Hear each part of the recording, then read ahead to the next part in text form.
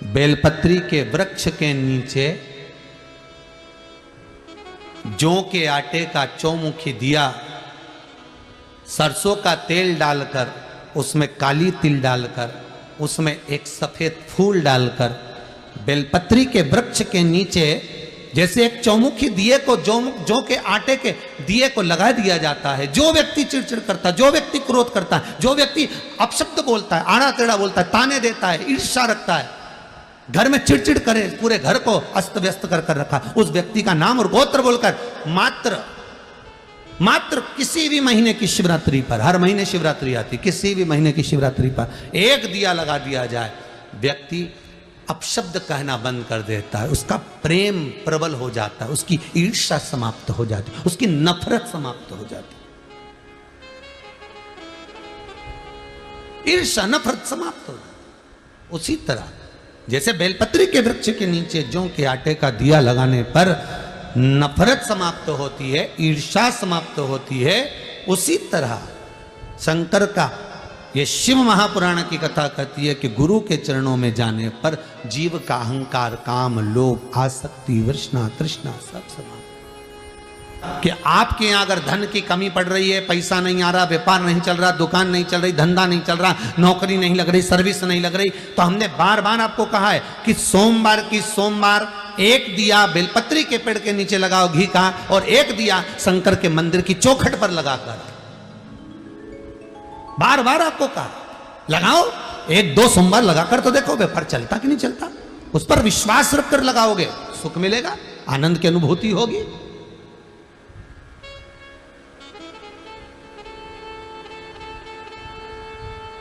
कथा सुन रहे हैं फेसबुक और यूट्यूब पर, इनसे निवेदन करूंगा, यदि आपने अपने घर में, परिवार में, कुटुंब में, कबीले में, रिश्तों में, नातों में कहीं ना कहीं गरुड़ पुराण की कथा सुनी होगी, तो उसमें पंडित जी ने बताया होगा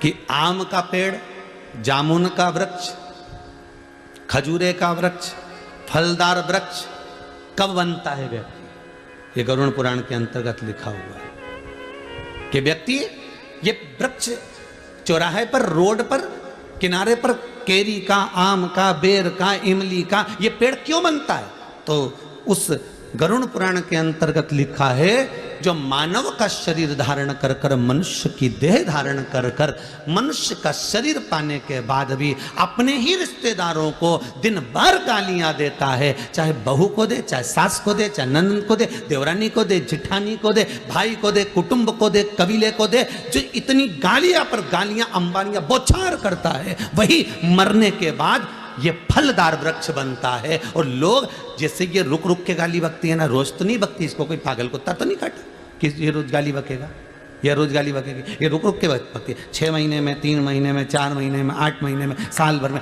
ऐसे लोग गालियां देते हैं। उसी तरह साल भर में इसमें भी फल लगते हैं और लोग दे पत्थर मारते हैं, इसने गाली दी, इसको दिया पत्थर।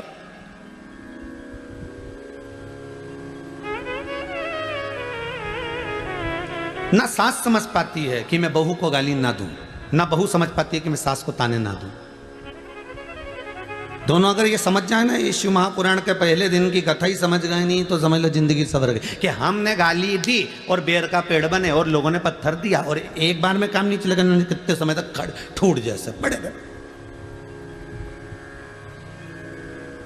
हमने अपशब्द किया, वो विक्रम और बेताल की कथा याद कर लो, तू बोला और मैं चला, उतने में समझ जा। हमने किसी को अपशब्द कहा, हमने किसी को ताना दिया, हमने किसी को गाली दी, हमने किसी के लिए अपशब्द कहा, बस समझ लेना इमली का पेड़ बनने वाले हो, बस बेर का पेड़ बनने वाले हो, केरी का पेड़ बनने वाले हो। और ऐसी जगह भगवान लगाएगा कि लोग पत्थर मार के जाएंगे, और पत्थर खाए बगैर तुम मानने वाले नहीं हो, क्योंकि तुम्हारे मुख से अपशब्द इतने निकल गए, ताने इतने निकल गए, गालियां इतनी निकल गई कि संबोधन किससे। जैसे तुमने बौछार करी वैसे पत्थर की बौछार होती।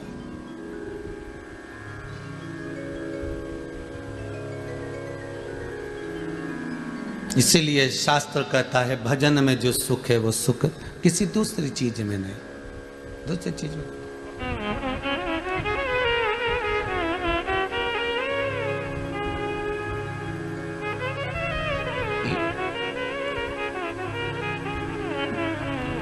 ये चंडीगढ़ के रमेश कुमार जी अगर कथा करवा रहे हैं इन्होंने आशीष जी को लिखकर भेजा है, समीर जी को।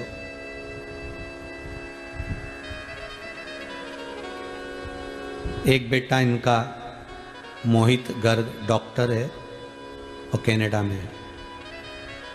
दूसरा बेटा सीए है, रोहित, जो चंडीगढ़ में है। पूरा परिवार खूब ठाकुर जी की कृपा से पढ़ा लिखा, अव्वल आगे बढ़ने वाला। तो हमने आशीष जी से पूछा कि ये बताओ कि फिर ये कथा किसके लिए करा रहे हैं, तो क्या अपने माता पिता क्यों करा रहे हैं? कथा इतने दिन को मिल कैसे गई?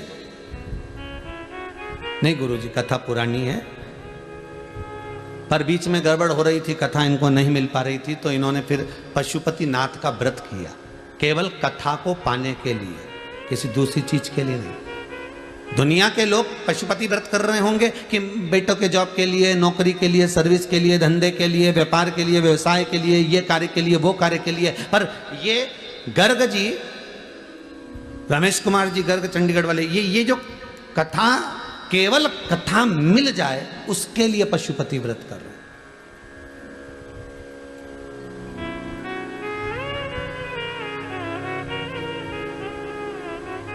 और देखिए, कैलाश मानसरोवर की इन्होंने यात्रा करी तो भी वहां विनती करके आए, एक बार बस बाबा कृपा करना, एक बार कृपा ऐसी हो जाए कि बस शिव महापुराण की कथा का रस तत्व मिल जाए। कुछ मांगना नहीं है, मांगा किसको है? परमात्मा। मांगा किसको है? केवल परमात्मा को। और वो परमात्मा का चरणारविंद का अगर सुख मिल गया तो जीवन में कोई दूसरे सुख की जरूरत ही नहीं। मिलता है सच्चा सुख केवल भोलेनाथ तुम्हारे चरणों में, शंभुनाथ तुम्हारे चरणों में। वो जीवन का सुख मिल जाए बस, बहुत उतना। वो सुख सर्वप्रथम।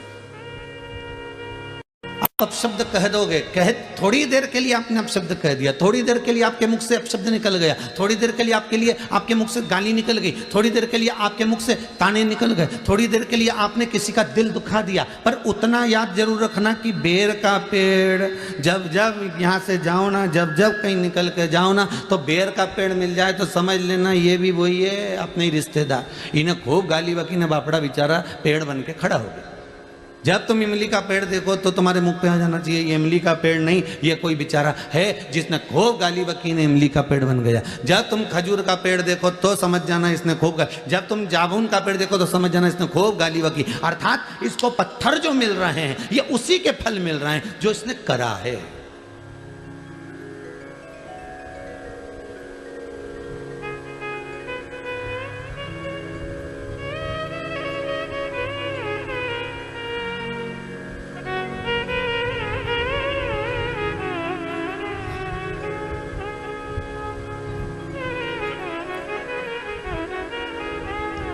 आज सुबह हम स्कंद पुराण पढ़ रहे थे थोड़ी सी, तो उसमें बंटी जी परिहार ने एक प्रश्न किया है, गुरुदेव आप हमेशा कहते हो कि वृक्ष की योनि ये है, उसकी योनि ये है, ये जो गन्ना लगता है ना, शुगर, गन्ना जिसकी शुगर बनती है, शक्कर बनती है, ये गन्ना भी तो पेड़ पौधे में आता है, तो फिर ये योनि कैसी है?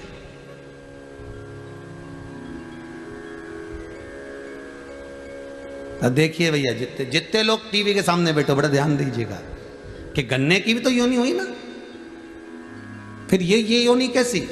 आपने दुर्वा की कही, आपने तुलसी की कही, आपने बड़ की कही, आपने पीपल की कही, सब कुछ। तो ये जो गन्ना है जिसको लोग जूस निकाल कर पीते हैं, गन्ने का रस पीते हैं, इसकी योनि क्या?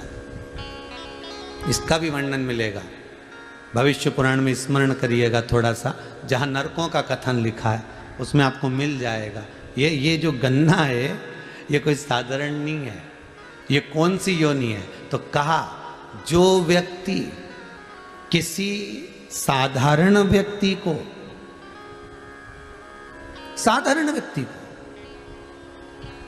कई लोग होते हैं, भैया हमको जरा 1000 रुपए की जरूरत है, दोगे क्या? अब दोस्त है, बहुत प्रेमी, बहुत स्नेही, जरा 50,000 दोगे क्या? हमको जरूरत है। जरा 15,000 दोगे क्या? हमको जरूरत है। बस मैं लौटा दूंगा। और प्रेम में रिश्तेदारी बनाकर, नातेदारी बनाकर, कुटुंब बनाकर, अपना प्रेमी बनाकर, अपने स्नेही बनाकर, अपने सगे बनकर, अपने प्रेम की वाणी में जोड़कर, इतने मीठे मीठे बोलकर उससे थोड़ा थोड़ा पैसा निकाल लिया, चुरा लिया, ले लिया। अब लेकर रख तो लिया पर दे नहीं पा रहे हो। बस वही व्यक्ति की योनि जो 20 लाख योनि वृक्ष की है, उसमें गन्ने की योनि उसी की बनती है। जैसे तूने मीठा बनकर उससे निछोड़ा था, अपने पास रख लिया, तो भी मीठा बनकर ऐसे ही निचोड़ा जाएगा। और गन्ने को इतना मीठा बना दिया कि वो गन्ने की रस वाले की दुकान पे गया ने उसको वो मशीन में फिर दिया गया ने सारा रस निचोड़ा गया, सारा रस निचोड़ लिया। अभी भी नहीं छोड़ा उसको, क्योंकि इसने उसको नहीं छोड़ा था, तो इसको डबल से पलटाया। तुम देखना गन्ने का रस निकल लीजिए, इसके डबल से पलटाया, फिर दिया मशीन के अंदर और फिर दिया, फिर रस निचोड़ा। तो की बात तो जितने लोग गन्ने का गिलास ले लेके खड़े थे तो आप सोच रहे थे इसमें बचा ही नहीं कुछ भी, पर गन्ने के रस वाले का संबंध, इन्हें फिर पलटा, इन्हें फिर दिया धर के और फिर रस निकाला। अब की बार तो जितने लोग खड़े थे अब इसमें तो रस ही नहीं बचा रहा, पूरा की पूरा ही निकाल लिया। परंतु गन्ना का रस वाला उसमें फिर 2-4 मरोड़ा, और अब की बार इसमें और मिर्ची लगे, क्योंकि इसने उसका धन खाया था, इसलिए बीच में नींबू फंसा दिया। ले बीच में नींबू फंसाए और फिर दिया मशीन के अंदर, फिर रस निकला। अभी भी रह गया तो क्या भी रुक जा, पुदीना और डालू, रुक। और फिर इसने निचोड़ा, फिर दमदारी से फिर उसको चोरबत्ती करी और फिर उसमें पुदीना डाल दिया, ले फिर दिया धर धर के, कहीं नहीं बचा। ऐसा हो गया बेचारा, छिलका छिलका अलग अलग हो गया। फिर उठा के उसने ठेले के, जितने सुन रहे हो आस्था पे बोलो तो, फिर ठेले के नीचे डाल दिया, उसको डस्टबिन में पटक दिया, कचरे में डाल दिया। अब उनमें इतना रस नहीं बचा कि मक्खी भी कुछ खा सके, इतना ही नहीं बचा। फिर भी मक्खी ने सोचा थोड़ा बहुत पड़ा हो तो अपन ही निपटा लो।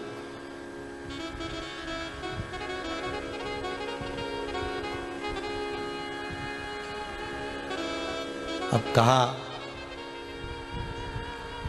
रेते पान चुराए पर गन्ने का रस पीने गए तहसील चुराए, गन्ने का रस पीने गए भोपाल नाका, गन्ने का रस पीने गए हाउसिंग बोर्ड कॉलोनी। तो सोचा अपन रहते तो वहाँ थे, फिर गन्ने का रस वहाँ क्यों पिया? मतलब वो जिसने खाया था उसी एरिया का था, उसी क्षेत्र का था, तो हिसाब बराबर करना है ना। तो उसने तुम्हारा खाया, तुम उसको निपटा जा, पिला दिया, भगवान के ले जा। और जिसका खाया था तो उसने चीटी बनकर निचोड़ा, अभी भी नीचे एक फालतू नहीं पड़ा हो। जिसका खाया उसने चीटी बनकर निचोड़ा, निचोड़ी 8 दिन तक 7 दिन तक, मक्खी बनकर निचोड़ा, चींटा बनकर निचोड़ा, उसने सब तरह से निचोड़ लिया। अब तो वो गन्ने का छिलका भी कह रहा, भगवान अगली बार किसी का रुपया नहीं खाऊंगा, सबका देख के आऊंगा, नहीं तो फिर निचोड़ा जाऊंगा। ऐसा काम मत करना, भोगना तो।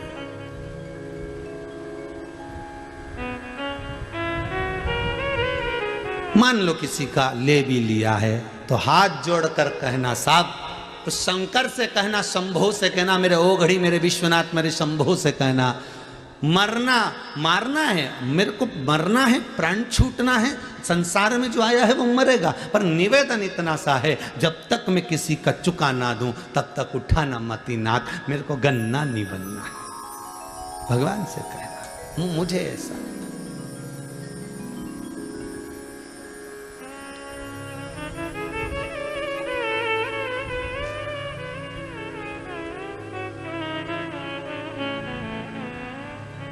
हमारे कर्म का भोग हमको भोगना है महाराज,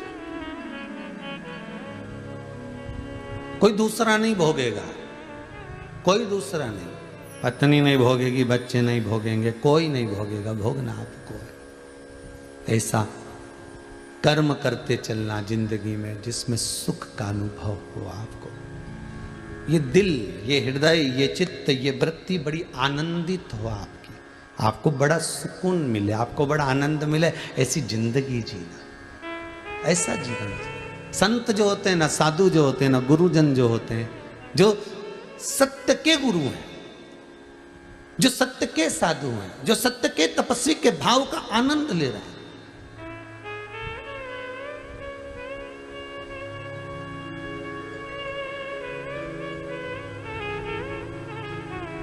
जो सतगुरु होता है वो होता ही अलमस्त, उसको किसी से मतलब नहीं होता साहब, वो अपनी जिंदगी मस्त जीता है। इसलिए गुरुजन कहते हैं भगवान के चरणारविंद के रसास्वादन के बिना कोई सुख नहीं है, भगवान की कथा के बिना कोई आनंद नहीं है, भगवान के चरणारविंद के बिना कोई रसास्वादन नहीं है। दुनिया का सर्वाधिक सुख की अनुभूति अगर कहीं होती है तो वो परमात्मा के चरण के, इसके सिवा क्या मिलता है सच्चा सुख केवल भोलेनाथ तुम्हारे चरणों में, शंभुनाथ तुम्हारे चरणों में। यह विनती है पल पल छिन छिन रहे ध्यान तुम्हारे चरणों में, रहे ध्यान तुम्हारे चरणों। चाहे कांटों पर मुझे चलना हो, चाहे छोड़ के देश निकलना हो, चाहे कांटों पर मुझे चलना हो, चाहे देश निकलना हो, चाहे कांटों पर मुझे चलना हो, चाहे छोड़ के देश निकलना हो, चाहे कांटों पर मुझे चलना हो, चाहे छोड़ के देश निकलना हो, पर मन नहीं डगमग मेरा हो, पर मन नहीं डगमग मेरा हो, रहे ध्यान तुम्हारे चरणों में, रहे ध्यान तुम्हारे चरणों में। विनती है पल पल छिन छिन, यही विनती है पल पल छिन छिन, रहे ध्यान तुम्हारे चरणों में, रहे ध्यान तुम्हारे चरणों में।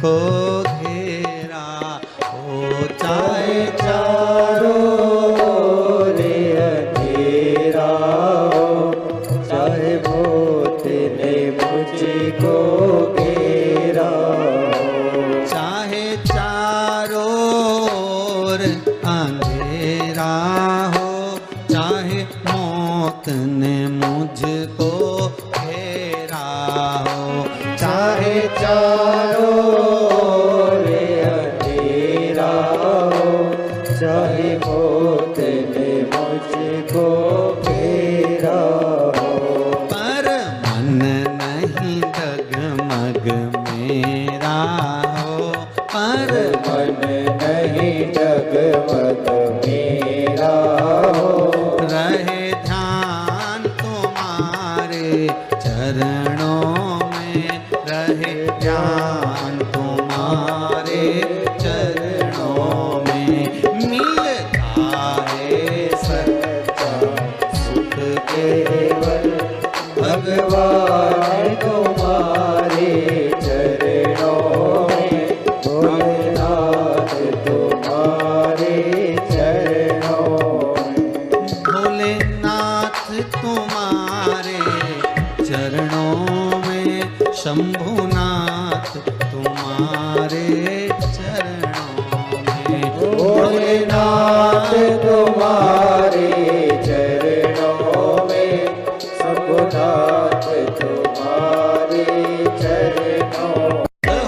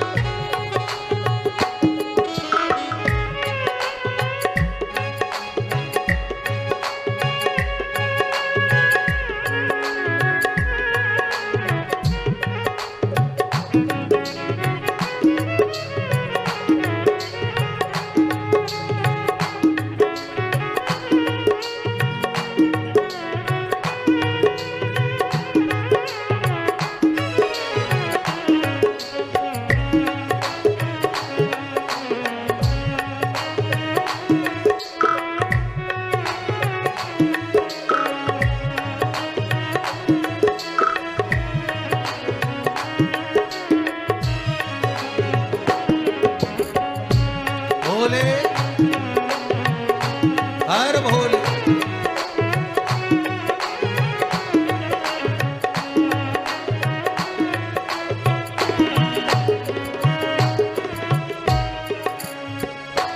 चाहे अग्नि में मुझे जलना हो, चाहे छोड़ के देश निकलना हो, चाहे अग्नि में मुझे जलना हो, चाहे छोड़ के देश निकलना हो, चाहे अग्नि में मुझे जलना हो, चाहे छोड़ के देश निकलना हो, चाहे अग्नि में मुझे जलना हो, चाहे छोड़ के देश निकलना हो, पर मन नहीं डगमग मेरा हो, पर मन नहीं डगमग मेरा हो, रहे ध्यान तुम्हारे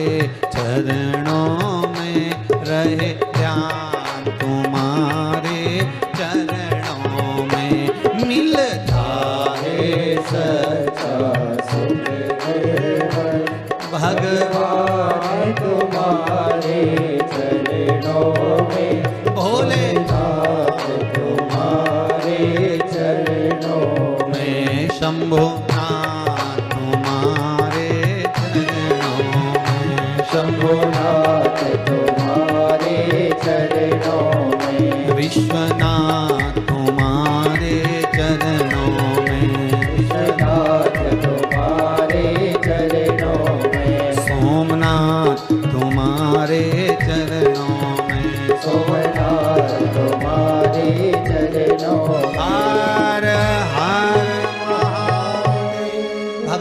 के पावन चरणारविंद का सुख मिले। कर्म का भोग भोगना तो है, कैसे भी भोगना पड़ेगा, पर भोगना।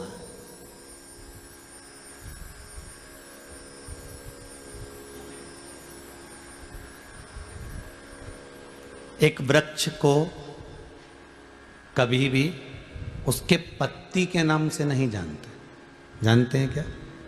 जानेंगे तो क्या कहेंगे साहब, ये फूल के नाम से, ये चंपा का फूल का पौधा है, ये मोगरे का पौधा है, ये चमेली का है, या नाम से जानेंगे उसके फल से, ये संतरे का है, नींबू का है, आंवले का है। किसके नाम से जाना? उसके फल के नाम। या तो जाना फल के नाम से, या जाना उसके फूल के नाम से। फल हो, फूल हो, उसके नाम से उसको पहचान जाते। किसी पौधे को पत्ती के नाम से नहीं पहचानते कि ये इसकी पत्ती है, इससे। फल और फूल के नाम से। उसी तरह संसार में आप कैसा भी कर्म कर, जैसा भी आप बोल रहे हो, चाल रहे हो, व्यवहार रख रहे हो, उससे कोई फर्क नहीं पड़ता। संसार में यदि आपको लोग जानेंगे तो आपके कर्म से जानेंगे। पहले कथा में कहा था, व्यक्ति बनना सरल है, पर व्यक्तित्ववान बनना कठिन है।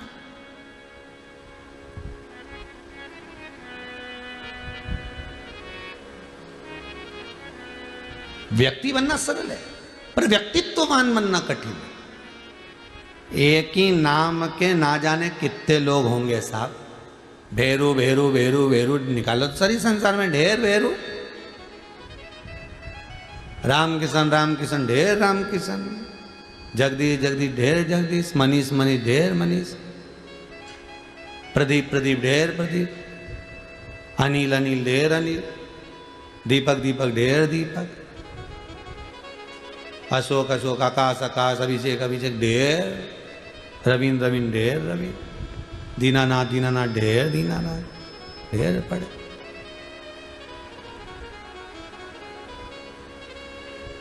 अब मालूम पड़े राशि भी एक है, नाम भी एक है। एक तो ऊंचे सिंहासन पर बैठा है, दूसरा मालूम पड़े कि ठेला धका। नाम का कोई फर्क पड़ा क्या? जितने टीवी पर कथा सुन रहे हो ईमानदारी से बोलना, नाम का कोई फर्क पड़ता है क्या? नहीं।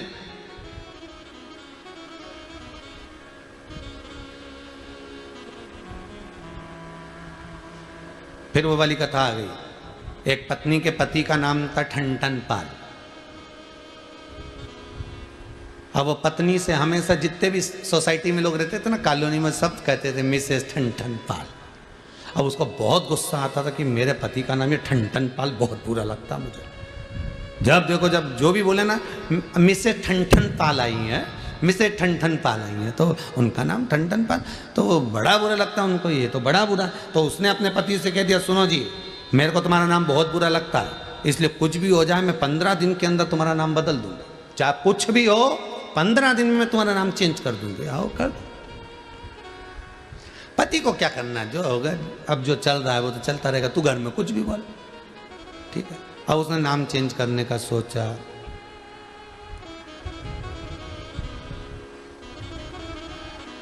आगे गई एक बार मार्केट घूमने की, कोई अच्छा नाम ढूंढ के आऊं। जाते जाते उसने एक बुढ़िया को देखा, झाड़ू लगा रही थी, कचरा बीन रही थी सुबह सुबह। पूछ लिया, तुम्हारा नाम क्या है? लक्ष्मी। इसके मन में आया, बताओ गजब, बहुत बढ़िया। और आगे गई,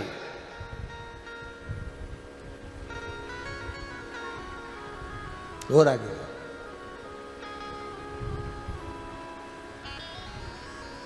एक व्यक्ति भीख मांग रहा था, उससे पूछा, तुम्हारा नाम क्या है? कुबेर, सिंह, अच्छा, मन में आया गजब, और आगे गई, किसी से पूछा क्यों, किसकी अर्थी जा रही है, कौन मर गया, अमर सिंह मर गया।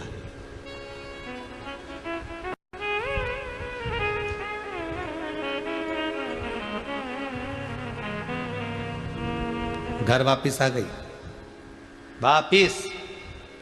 मोहल्ले के लोगों ने पूछा क्यों, नाम मिल गया, क्या करूं ढूंढ के, लक्ष्मी झाड़ू लगाए, कुबेर भीख मांगे, अमर मर गया, इससे तो मेरा ठन ठन पाल भला, क्या करना। नाम बदलने से कुछ नहीं होगा, कुछ भी नहीं होगा।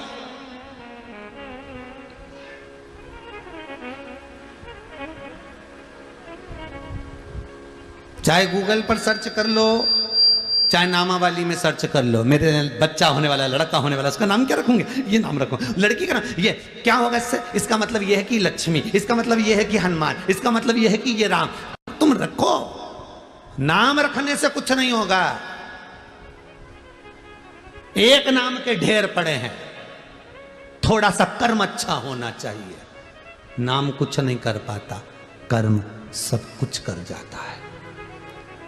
एक साधारण सा गरीब सा व्यक्ति भी, एक सिंपल सा साधारण सा व्यक्ति भी अपने कर्म के कारण आगे बढ़ जाता है, अपने कर्म के प्रभाव से।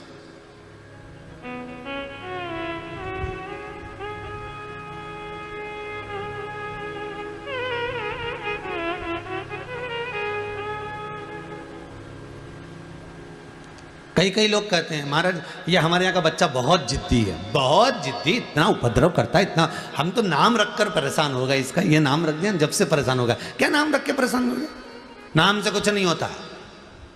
जितपन तुम दे रहे हो, चिड़चिड़ापन तुम दे रहे हो, और नाम को बदनाम कर, नाम से मतलब। यहां तो कर्म कर चलो, कर्म। और बहुत अच्छे से जान लेना, बहुत अच्छे से समझ लेना, पत्ती से नहीं पहचाना जाता कि वृक्ष कौन सा है, पत्ती का नाम लेकर नहीं पुकारा जाता कि इस पत्ती का पेड़, हमें कहना पड़ता है इस फूल का वृक्ष है, चंपा का, चमेली का, मोगरे का, गेंदा का।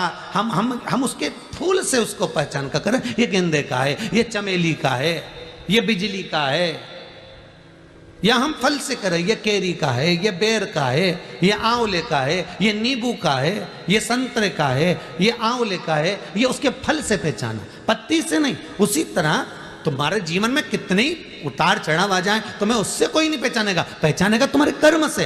तुमने कर्म कौन सा करा, उस कर्म से तुम्हें पहचाना जाएगा। अच्छा कर्म करोगे, जगत में तुम्हारा नाम उसी नाम से जाना जाएगा। बेकार कर्म कर दिया, उसी नाम से तुम्हें पहचानेगा, अरे बेकार, बहुत बेकार, ये वही है, कर्म से पहचाना है।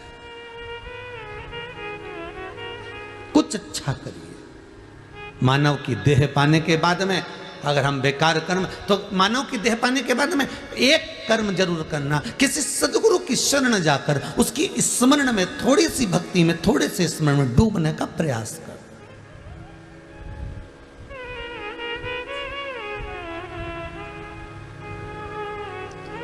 जब कथा विराम हुई इससे पहले वाली ऑस्ट्रेलिया वालों की, उसमें हमने कहा था कि इसके बाद वाली जो कथा है गुरु पूर्णिमा के नज़दीक में है, इसलिए इस कथा में गुरु चरित्रों का वर्णन करेंगे। तो एक व्यक्ति ने लिखकर भेजा व्हाट्सएप पर कि महाराज जी गुरु का होना क्यों जरूरी है, कारण क्या है। तो सीधी सीधी बात है, बादाम का छिलका ऐसे निकल ही नहीं सकता, निकाल के बता दो। बादाम के अंदर की गिरी को चोट नहीं लगना चाहिए और छिलका निकल जाना चाहिए। घिसना भी नहीं है, परेशान भी नहीं करना, छीलना भी नहीं है, और छिलका निकल जाना चाहिए। तो क्या करोगे, उस बादाम को थोड़ी देर पानी में डुबक दो। क्या करना है, उस बादाम को पानी में पटक दो। बादाम जितनी देर पानी में, थोड़ी देर भी अगर पड़ गई, बादाम थोड़ी देर भी पानी में पड़ी रही, धीरे धीरे उसको हाथ में लोगे और मलोगे और छिलका निकल जाएगा। अब ना अंदर गिरी का कुछ बिगड़ा, ना किसी चीज का बिगड़ा, ना उसमें चोट लगी, ना कुछ खरोच आई, बस छिलका निकल गया। उसी तरह जैसे बादाम को पानी में पटोक कर रखा है, पानी में डाल कर रखा है, तो छिलका तुरंत निकल जाता है। उसी तरह मनुष्य देह में आए हो, मानव का यदि शरीर मिला है तो गुरु के चरण के जल में थोड़ी देर डूब कर रहोगे तो अहंकार का, लोभ का, काम का, विषय का, वासना का छिलका निकल जाएगा और गिरी गिरी रह जाएगी। और वो गिरी काम की है, वो छिलका नहीं।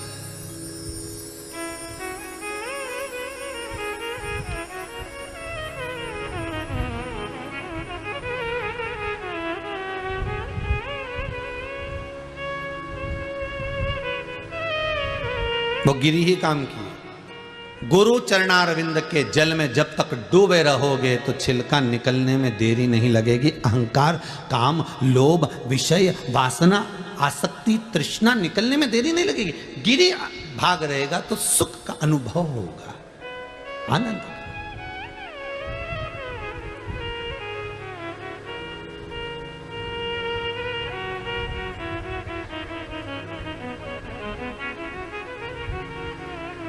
शिव महापुराण की कथा कर रही है। देवराज नाम का ब्राह्मण है, ब्राह्मण कर्म से वंचित है। ब्राह्मण कर्म से क्यों वंचित है? क्योंकि किसी सदगुरु की शरण नहीं जा पाया। बिंदुक नाम का ब्राह्मण कुल में जन्मा है, चोरी कर रहा है, धन लेकर आ रहा है, अपनी पत्नी, धर्म पत्नी को दे रहा है, पर ब्राह्मण कर्म से वंचित है। उसका कारण क्या है? क्योंकि सदगुरु की शरण नहीं जा पाया। इस कथा को सुनने के बाद आप अपनी जिंदगी में एक बात याद रखना, गुरु ढूंढना, बहुत अच्छे से ढूंढना, बहुत अच्छे से, पर जल्दीबाजी में नहीं। तुम्हारा मन, तुम्हारी बुद्धि, तुम्हारा चित्त, तुम्हारी वृत्ति जब तक नहीं कह दे कि इसको गुरु बनाना है तब तक मत बनाना, उसके बाद ही बनाना। जब दिल कह दे तुम्हारा कि ये मुझे तार सकता है, ये मुझे हरि से मिला सकता है,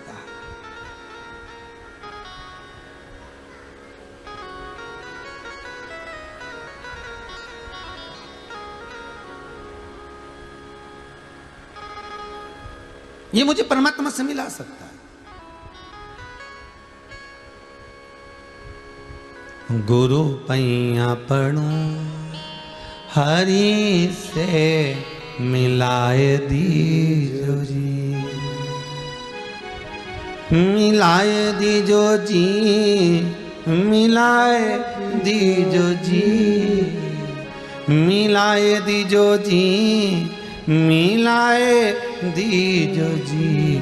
गुरु पैया पढ़ो हरि से मिलाए दीजो जी। बस वो सतगुरु की शरणागति। देवराज ब्राह्मण होकर ब्राह्मण कर्म से वंचित है, बिंदुक ब्राह्मण होकर ब्राह्मण कर्म से वंचित है। देवर्षि नारद ऋषि के पद पर बैठने के बाद भी अगर गुरु मंत्र नहीं ले पाए तो ऋषि पद से वंचित है।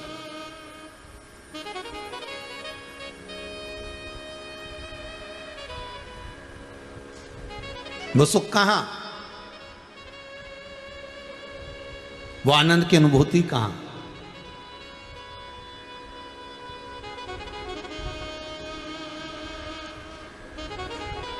जब जीव के प्राण छूटते हैं ना, ध्यान दीजिएगा जरा, बहुत अच्छा प्रसंग है ये। जिस समय प्राण छूट रहे होते हैं, जिस समय पर प्राण जा रहे होते हैं, प्राण छूटते हैं व्यक्ति के,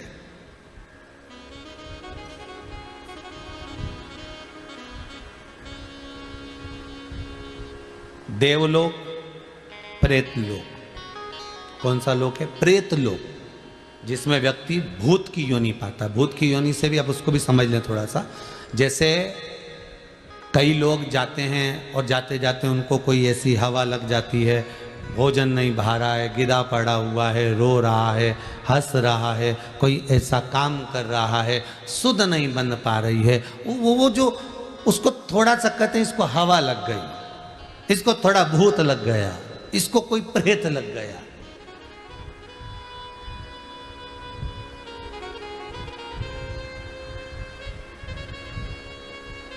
ये उसमें डूब गया।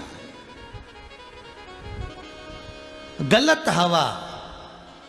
गरुड़ पुराण में लिखा, प्रेत लोक देवलोक, गलत हवा, प्रेत, पितर, आदिक जितनी भी हवाएं होती हैं, आपको पहले भी वर्णन करा एक कथा के अंतर्गत, जो 49 पवन होती, ये जितनी पवन होती है, इसमें कुछ पवन तो अच्छी होती है और कुछ पवन बेकार।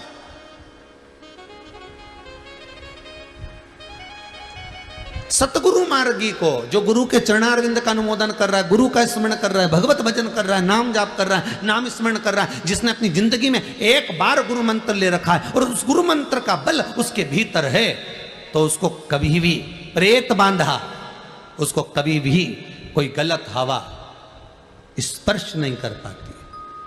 जो गुरु मंत्र से वंचित है, जो परमात्मा के मंत्र से छूटे हुए हैं, गुरु की वाणी जिसके कानों में नहीं गई, श्रवण शक्ति में नहीं गई, उसके भीतर फिर गलत हवा प्रेत बांधा उसको स्पष्ट छू सकती है। अब ये तो हो गया मृत्यु लोक का, कि मृत्यु लोक में आप पहचान सकते हो कि इसको अगर पवन लगी है, कोई चीज लग गया है, कोई चीज हो गई है, तो समझ सकते हो इसका गुरु मंत्र नहीं होगा, इसलिए इसको छू लिया। ऊपर का क्या क्रम है? इससे ऊपर जब जीव प्राण छोड़कर जाएगा और प्राण छोड़कर जाने के बाद जब ऊपर पहुंचेगा, यम की केत चढ़ेगा, चढ़ने के बाद जब पहुंचेगा, उस समय का कथन क्या कहता है? तो उस समय का कथन कहता है कि अगर एक चेले ने, एक शिष्य ने गुरु मंत्र ले लिया है और उस मंत्र का स्मरण नहीं भी कर रहा है, तो गुरु अगर एक सांकल्य भी डालता है, गुरु अगर एक मंत्र का स्मरण भी करता है, तो चेले के खाते में जाता है, शिष्य के खाते में जाता है। और शिष्य अगर एक सांकल्य डालता है, शिष्य अगर एक मंत्र का स्मरण करता है, तो उसका एक भाग गुरु के खाते में जाता है। दोनों एक दूसरे को तार रहे हैं। और गुरु मंत्र लेने के बाद में व्यक्ति अगर बेकार कर्म कर रहा है, मदिरापान कर रहा है, वेश्यावृत्ति कर रहा है, जुआ खेल रहा है, मांसाहार कर रहा है, कोई गलत काम कर रहा है, तो उसका भी भोग गुरु को भोगना पड़ता है। और गुरु अगर कुछ बेकार कर रहा है, तो वो शिष्य को भोगना पड़ेगा, भोगना तो पड़ेगा। संबंध एक हो गया गुरु और शिष्य। इसलिए गुरु पैया पढ़ू हरि से मिलाए दीजो जी, मिलाए दीजो जी, मिलाए दीजो जी, मिलाए दीजो जी, मिलाए दीजो जी। गुरु पैया पढ़ू हरि से मिलाए दीजो जी, गुरु पैया पढ़ू हरि से मिलाए दीजो जी। गुरु वो शब्द है, गुरु वो आनंद है जो परमात्मा की शरणागति में ले जाकर छोड़ देता है, परमात्मा के चरणों में ले जाकर छोड़ दिया। देवराज चोरी कर रहा है, धन चुरा कर ला रहा है, शंकर के मंदिर में पहुंच भी गया है, तो भी शिव महापुराण में उसका मन नहीं लगा है। बिना गुरु मंत्र के जीव का चित्त भगवान की कथा में लग जाए बहुत बड़ी बात है। ये पूर्व का ज्ञान होगा इसलिए लग गया।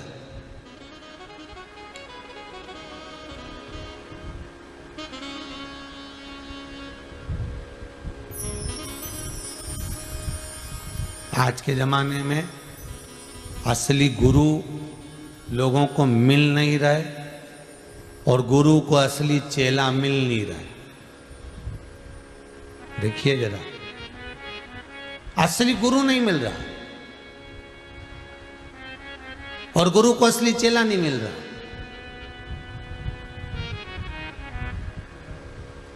एक गुरुजी तखत पे बैठे थे, शालिग्राम जी की पूजन कर रहे थे। दो चेले थे उनके, एक चेले को आवाज लगाई, चेला ऐ रामू, ऐ रामू। रामू दौड़ कर आया, जी गुरुदेव। बेटा शालिग्राम जी की सेवा चल रही है, थोड़े तुलसी के दल लिया, जा तो जरा तुलसी ला। इतना आलसी चेला, उसने मन में सोचा अगर आज तुलसी लेने चले गया तो ये गुरुजी रोज मुझसे तुलसी मंगवाएंगे।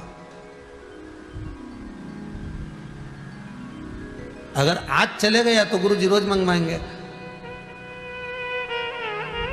चेला बोला, गुरुदेव तुलसी का पौधा कैसा होता है? गुरुजी ने मन में सोचा, गजब का चेला, बताओ यहां आश्रम में रह रहा है और इसको तुलसी का पौधा नहीं मालूम।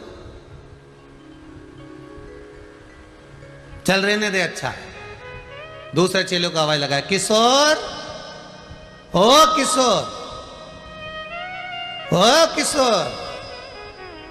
अरे कहां गया किशोर? और किशोर दौड़ के आया, जी गुरुदेव। जा थोड़ा सा तुलसी का दल तोड़ कर लिया। किशोर ने सोचा, बता ये रामू नहीं गया तो मैं काय को जाऊं? गुरुदेव आपने रामू से नहीं कहा, रामू को तुलसी का पौधा नहीं मालूम था। किशोर कहने लगा, तूने तुलसी का पौधा नहीं देखा? इतनी बड़ी बड़ी पत्ती होती है तुलसी की और इतना बड़ा पेड़ होता है।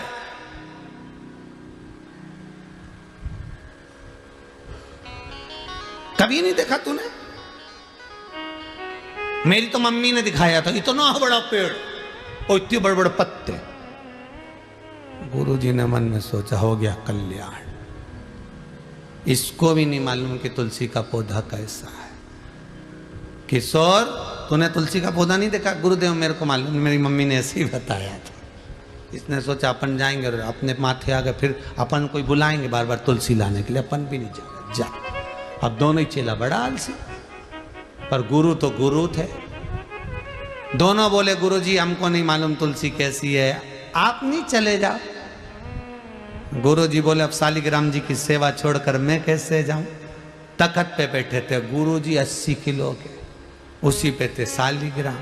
उन्होंने दोनों चेलों से कहा, एक आगे से उठा, एक पीछे से उठा। उठकर नहीं जाऊंगा, सेवा कर रहा हूं, उठाओ।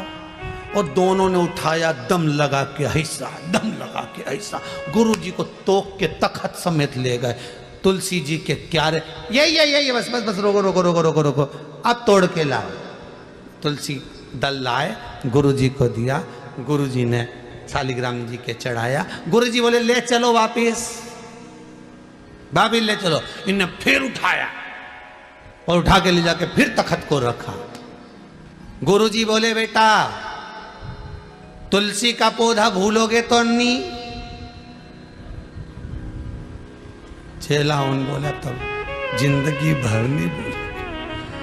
80 किलो का तुम, 40 किलो का तखत उठाए उठाए हमारी नानी याद आ गई और कह रहे भूलोगे तो नहीं? अब ये तुलसी का पौधा हमारा बाप नहीं भूला, कभी जिंदगी में नहीं भूला। यह तुलसी का पौधा भूलोगे तो बस ऐसी होती है तुलसी। रामू बोला, गुरुजी मेरे को मालूम होता, हम पहले तोड़ रहा था। हालत खराब करने से अच्छा मेरे को पहले ही मालूम होता, मैं पहले तोड़ रहा था। किशोर बोला, मैंने तो सुबह जो नाश्ता करा था सब पच गया, मुझे क्या मालूम था कि तुलसी का पौधा इतना छोटा सा होता। गुरुजी अब तो देख लिया, अब देख लिया ना। गुरु पैया पढ़ू हरि से मिलाय दी जोरी। गुरु गुरु होता, चेलो दंडी होते, पर चेलों के लिए सदगुरु ही मार गए, सदगुरु मार।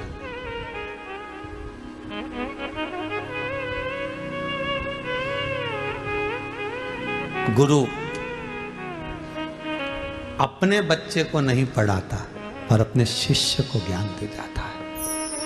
एक एक स्कूल में जाकर देखना, एक एक स्कूल में पहुंचकर देखना, एक लेडीज टीचर को, एक महिला टीचर को देखना, वो अपने छोटे से बच्चे को घर में छोड़कर जाती है। 5, 6, 7, 8 घंटा सवेरे से गई है, 2 बजे तक स्कूल में पूरा फर्ज अदा करती है। उसका बच्चा घर में रो रहा होता है, जिद कर रहा होता है, माता को याद कर रहा होता है, माँ भी बिलखती है, बच्चे की याद आती है, तो भी स्कूल में कलम उठाकर बोर्ड पर लिखकर अपने बच्चों को ज्ञान देती रहती है। इतने बच्चों के लिए अपने बच्चे की बलि दे देती है। वही सद्गुरु होती है, वही टीचर, वही गुरु है, वही गुरु है। गुरु अपने बच्चे को जितना नहीं प्रेम करता, गुरु अपने बच्चे को जितना नहीं चाहता, गुरु अपने बच्चे को जितना नहीं पढ़ाता, उससे 1000 गुना दूसरे के बच्चे को पढ़ाता है। तू पढ़, तू अच्छा है, पढ़ने में होशियार है, आगे निकल जाएगा, तू ये कर सकता है, तेरे में वो बल है, तेरे में वो एनर्जी है, तू अपना कैरियर बना सकता है, तू ये कर सकता है, तू वो कर सकता है। एक गुरु है जो मार्ग बताकर बच्चे को अग्रण्य बनाने का प्रयास करता है कि तुझ में वो बल है, तुझ में वो प्रबलता है कि तू सब कुछ कर सकता है। वो गुरु तुम्हारे को निखारेगा। प्रीत करो सो ऐसी कर जो जैसे लोटा डो। अरे गलो फसावे आपनो जी, गला फसावे आपना जी, के पानी पीवे और काना प्रीत निभाजो जी, मन भूल बिसर मत जाना। गुरु की प्रीत एक लोटे और डोर जैसी होती है। गुरु परिवार में बंदा जरूर है, पर परिवार को छोड़कर अपने शिष्य का प्यास बुझा देता है। अपने शिष्य,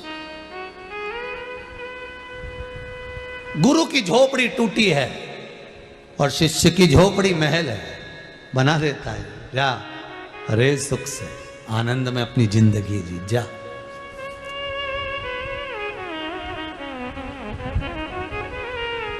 जा सुख की जिंदगी।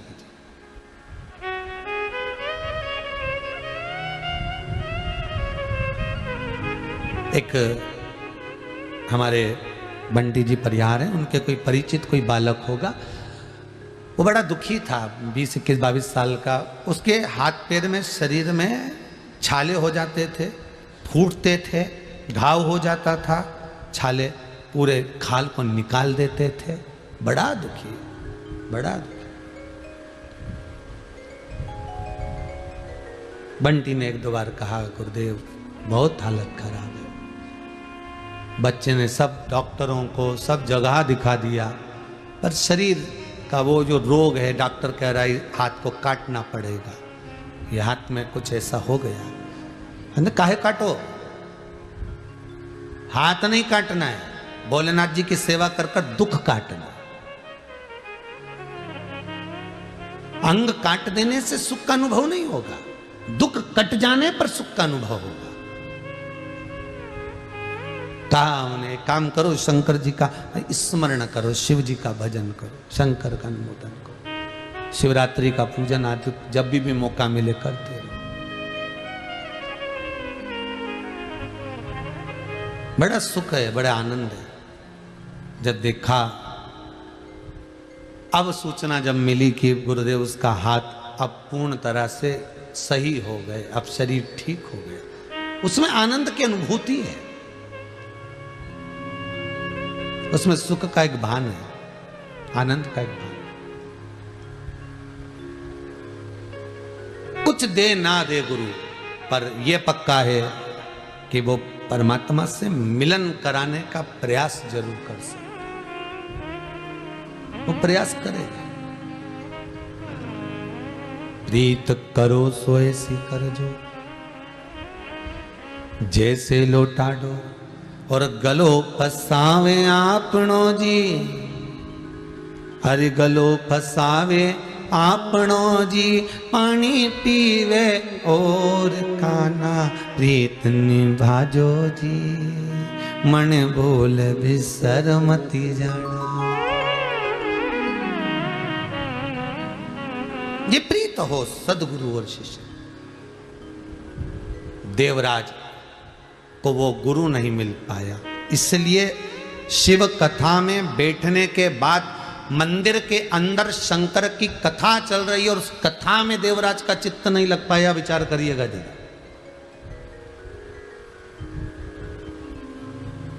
जैसे ही शंकर जी का हर हर महादेव बोलते थे, देवराज कानों को बंद कर लेता था, कानों को बंद।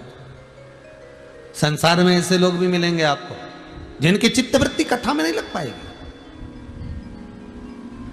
और कई संसार के लोग ऐसे भी हैं जिनका मन, जिनका चित्त, जिनकी वृत्ति शिव में लगी हुई है। एक कथा सुनी, उसमें भी मन नहीं भराया, दूसरी फिर सुन रहा है, तीसरी फिर सुन रहा है, मन नहीं भरा रहा।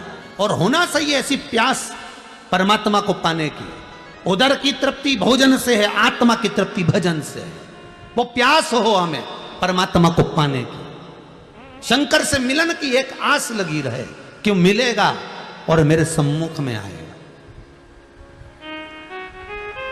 वो आए, मेरे भोले तेरा सहारा है, मेरे भोले तेरा सहारा है, मेरी नैया का तो किनारा है, मेरी नैया का तो किनारा है। शंभू से मिलन की एक आस वो लगी रहे। देवराज ब्राह्मण होकर गलत कर्म में लगा रहा, बिंदु गलत कर्म में लगा रहा, उसकी चित्तवृत्ति कहीं जुड़ ना पाई, क्योंकि गुरु नहीं मिल पाया। गुरु अगर एक बार मिल जाता तो जीवन सार्थक कर देता।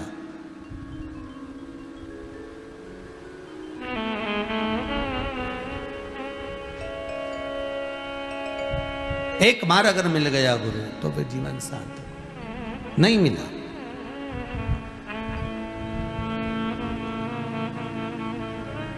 महाराज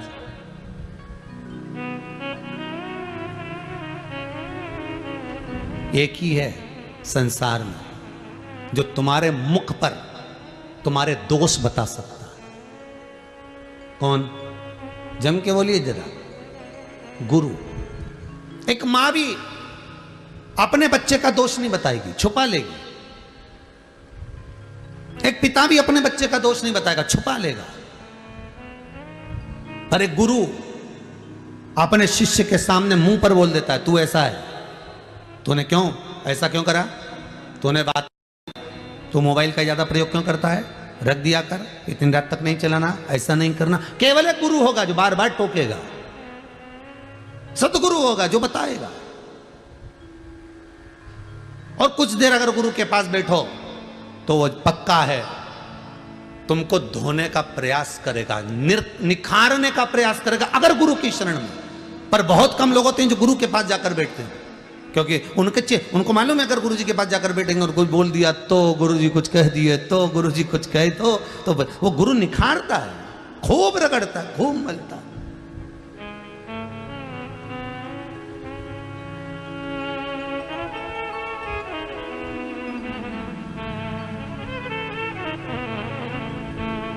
एक छोटे से टुकड़े कांच को हीरा बनाने का प्रयास केवल गुरु करता, घिस घिस कर, घिस घिस कर, घिस घिस कर। कोई सहज हो?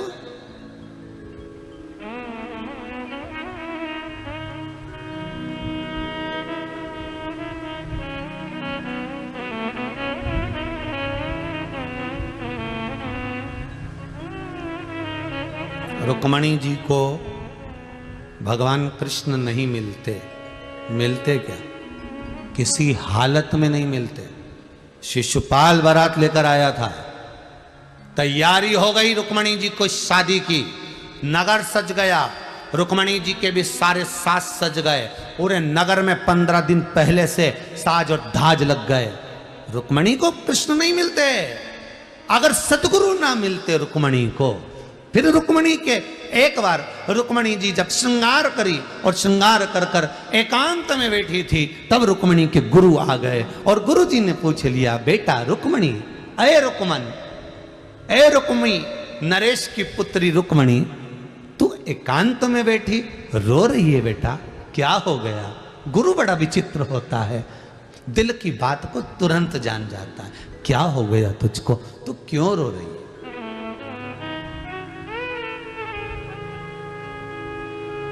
तेरे नैनों में जल भरा है रुक्मणी, तू रोती है क्यों? कारण क्या है?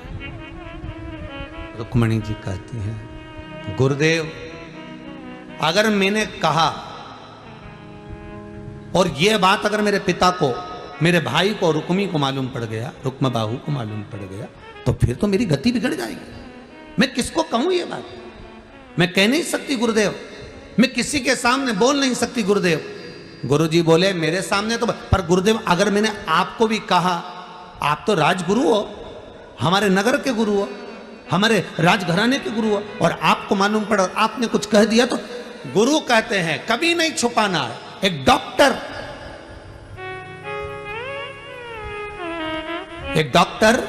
एक रसोईया, एक सदगुरु, इन तीन से कभी नहीं छुपाना। डॉक्टर से अगर रोग छुपाओगे तो बीमारी बढ़ेगी, आपने अगर रोग छुपा लिया तो बीमारी बढ़ना है। सब बता दो, सब जो जो हो रहा है सब बताओ, तो इलाज कर सकता है।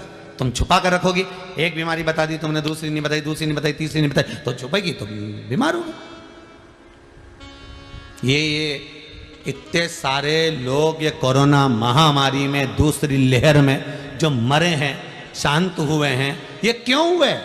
4 दिन 5 दिन तक तो घर में ही पड़े रहिए, हमें तो कुछ नहीं हो रही है। खांसी हो तो थोड़ी बहुत हो रही है, सर्दी हो तो थोड़ी बहुत हो रही है, थोड़ी बहुत चल रही है, वो तो ऐसा होएगा ही नहीं मेरे को, ऐसा हो गई। छुपाते रहे, ना पत्नी को बताएं, ना बच्चों को बताएं, ना किसी को बताएं, ना बताया, टेबलेट लाते रहे, खाते रहे, गोली दवाई लाते रहे, खाते रहे, बस धीरे धीरे धीरे धीरे उस बीमारी ने जड़ पकड़ ली, पकड़ते पकड़ते हृदय पकड़ लिया, श्वास पकड़ ली, और हॉस्पिटल गया, थोड़े दिन टिका और मर गया। छुपाया इसलिए मरे। कोरोना की जांच कराएंगे, लोगों को क्या मालूम पड़ेगा? लोग कहेंगे इसको कोरोना हो गया। अरे दरबार, अरे बीमारी छुपाने से बढ़ती है साहब। तुम तो छाती ठोक कर कह दो हाँ कोरोना हुआ है, क्या कर लोगे? इलाज ही तो होगा ना, 4 लोग बता तो देंगे कि इसको ले जाओ, पकड़ के हॉस्पिटल भर्ती करो, बेचारा ठीक हो जाएगा। पर केवल छुपाया। ये जितने मरे हैं ना, सब छुपा छुपा के मरे हैं। क्यों छुपाओ साहब? किस लिए छुपाओ? पत्नी कह रही किसी को मत बताना, तुम, मैं सब इलाज करवा दूंगी। पति कह रहा तू चुपचाप पड़ी रहे, मैं सब इलाज कर दूंगा, मैं अच्छे अच्छे डॉक्टर से बात कर रहा हूं, मैं फोन पे संपर्क में लगाऊं, मैं ये ला रहा हूं, मैं वो ला रहा हूं। पर जांच मत कराना, जांच मत कराना, मालूम पड़ गया मोबाइल में मैसेज आएगा, सबको सूचना मिल जाएगी इसको कोरोना हो गया है। हे राम, द्वारकानाथ गजब का ये कथा कह रही है कि डॉक्टर से, वेद से, गुरु से छुपाओ मती, और यहाँ के छुपाओ तो ये जाओ।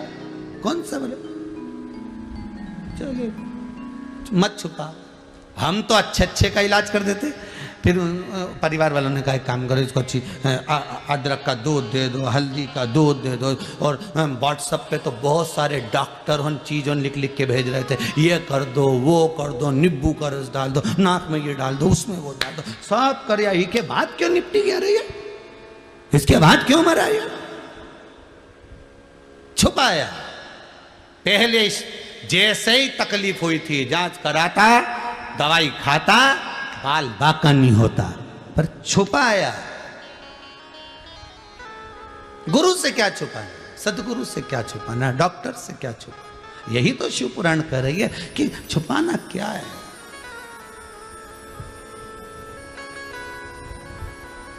रोग आया है, बताओगे कम होगा।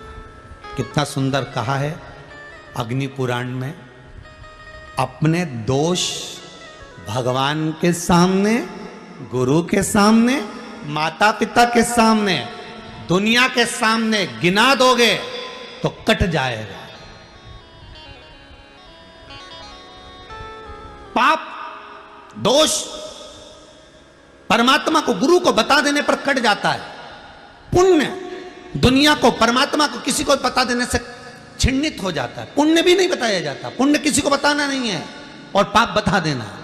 मैंने झूठ बोला है साहब, आज मैंने छल करा है साहब आपके साथ में, मैंने आपके 200 रुपये ज़्यादा ले लिए, मैंने आपके 100 रुपये ज़्यादा ले लिया, या आप वापिस ले लिए, मैंने छल करा है साहब आपके, बता दिया, पाप कट गया, दुख कट गया। आपको भी नहीं छलेगा, वो भी नहीं छलेगा।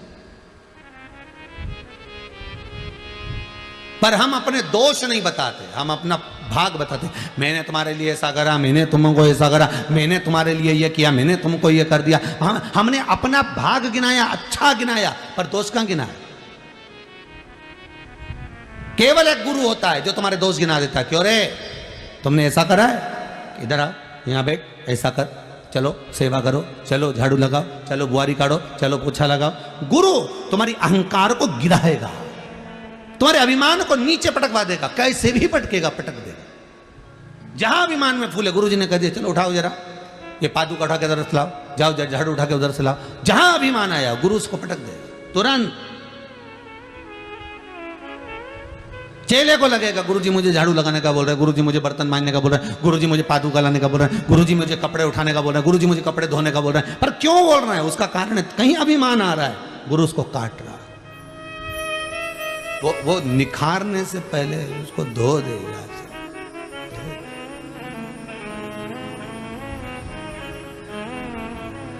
निखारना है उसको। कितना सुंदर लिखा है अग्नि पुराण में, स्वयं व्यक्ति 7 जन्म भी ले ले तो भी अपने दोष निकाल नहीं सकता। कितने जन्म? जितने टीवी के सामने बैठे हो आस्था चैनल पर, 7 जन्म भी ले ले, अग्नि पुराण कहती है, तो भी व्यक्ति अपने दोष नहीं निकाल सकता। 7 जन्म भी ले ले तो दोष नहीं निकाल सकता। शिव पुराण, अग्नि पुराण, लिंग पुराण कहती है, नर्मदा पुराण कहती है, व्यक्ति केवल एक है और वो है गुरु। 7 जन्म नहीं लेने देता किसी को, दोष निकाल कर सामने रख देता है कि तेरी ये गलती है, तूने ये किया है, तू ये कर चुका है, अब तू सॉरी कह ले, अब तू संबोधन में क्षमा मांग ले। बस गुरु ने निकाल कर रख दिया। गुरु 7 जन्म भी नहीं लेना हमको। 7 जन्म तक अग्नि पुराण कहती है कि 7 जन्म ले ले तो दोष नहीं निकाल सकता मनुष्य अपने, पर गुरु एक ऐसा, वो दोष निकाल कर सकता। देवराज शिव मंदिर में बैठा है, शंकर के मंदिर में बैठकर भी कानों को बंद कर लेता है। कथा में रस तत्व नहीं आता उसको, कथा नहीं सुनता, वो श्रवण नहीं कर पाता। एक अमृत की अनुभूति है गुरु चरण में। जैसे एक कर्म कर रहे हैं, उस कर्म को अगर हम परमात्मा को समर्पित कर करें तो हमें बाद में आकर फिर नहीं भोगना पड़ेगा। फिर वो वाली कथा याद कर लीजिए जिसमें कहा था कि हॉस्पिटल में पड़ा हुआ व्यक्ति बहुत दिन तक अगर पड़ा रहता है, हॉस्पिटल में बहुत दिन तक पड़ा हुआ है, तो फिर वो डॉक्टर से कहता है साहब मेरी दुकान चलाने वाला कोई नहीं है, मेरा घर चलाने वाला कोई नहीं है, डॉक्टर साहब आप एक काम करिए कि ये सब दवाई वगैरह मुझे लिख दो, ये बॉटल भी मैं घर चढ़वा लूँगा, ये इंजेक्शन भी मैं घर लगवा लूँगा, मैं टेबलेट भी घर में ले लूँगा, जांच भी घर पर करवा लूँगा। अब मैं यहाँ हॉस्पिटल में नहीं रह सकता, अब मैं नहीं भोग सकता, अब मुझे आप थोड़ी सी दवाई लिख दो, आप पर्चा बना दो, मैं इसको लेकर चले जाता हूँ और अब मैं वहाँ पर घर पर सब ले लूँगा, घर भी देख लूँगा, दुकान भी चला लूँगा और घर को भी साथ लूँगा। आप मुझे थोड़ी सी दवाई आप लिख दीजिए, थोड़ा सा आप मुझे लिख दीजिए। आपको जो लिखना है, बॉटल लिखना है बॉटल, औषधि लिखना है औषधि, जो भी आप लिख रहे हैं मुझे लिखकर दे दीजिए, मैं उसको घर पर चढ़वा लूँगा। डॉक्टर ने कहा हम छोड़ तो देंगे, हॉस्पिटल से छुट्टी भी दे देंगे आपको, मना नहीं है महाराज, हॉस्पिटल से हम छुट्टी भी दे देते हैं आपको और हम आपको भेज भी देते हैं।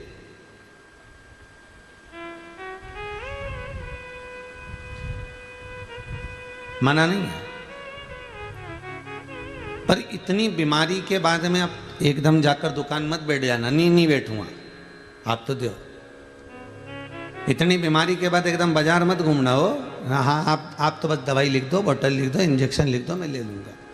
और वो लेकर आ गया, दवाई भी ले रहा है, बोतल भी चढ़वा रहा है, इंजेक्शन भी ले रहा है। ये पूर्व में कथा में हम कह चुके हैं, आज स्मरण आया है इसलिए वापिस उसको लिया। अब घर पर आकर अपने दवाई गोली ली, इंजेक्शन लगवाया, बोतल चढ़वाई, अब घर पर ट्रीटमेंट ले रहे हो तो ठीक हो रहा है। उसी तरह हम जो कर्म कर कर जाते हैं और ऊपर जाकर नरक के किसी बेड पर जाकर पड़ जाते हैं, नरकों का भोग हम भोग रहे होते हैं, इतना नरक भोग लिया होता है, इतना नरक भोग लिया होता है कि अब ये जीवात्मा तड़पती है। और जब जीव आत्मा गरुड़ पुराण में लिखा इतनी तड़पती है, तो ये परमात्मा से कहती है कि अब मुझे क्षमा कर दो, मुझे अब वापस जन्म दे दो, मुझे मृत्यु लोक में भेज दो, बाकी की गोली दवाई मैं नीचे खा लूंगा, बाकी का दुख मैं नीचे जाकर झेल लूंगा, बाकी का कष्ट मैं भूमि पर जाकर झेल लूंगा। आप मुझे बस अब यहां से छोड़ दो, अब मुझे इस नरक के जंजाल से बाहर निकाल दीजिए।